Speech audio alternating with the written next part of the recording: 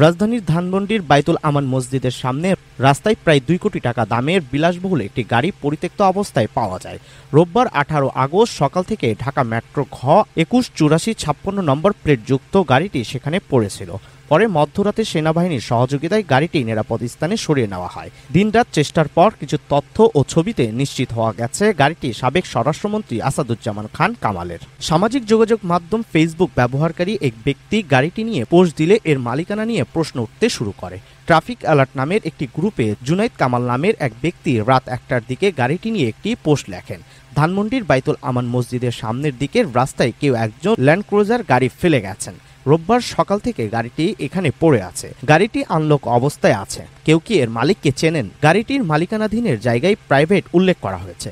মালিকের নাম লেখা হয় আসাদুজ্জামান ও তার বাবা মৃত আশরাফ আলী খান। গাড়িটির রেজিস্ট্রেশন সম্পন্ন করা হয় মিরপুর বিআরটিতে। এছাড়া গাড়ি কেনার জন্য করের ৩ নম্বর উল্লেখ করা হয়েছে। মালিকের মোবাইল নম্বরও দেওয়া হয়েছে। গাড়িটি কেনার জন্য মালিকের যে নম্বর দেওয়া হয়েছে সেটি সূত্র ধরে খুঁজে দেখা যায় সাবেক স্বরাষ্ট্রমন্ত্রী আসাদুজ্জামান খান কামালের। গাড়িটির বিষয়ে খোঁজ নিয়ে জানা যায় ২০২২ সালের ৩১ জুলাই গাড়িটি কেনা হয়েছিল।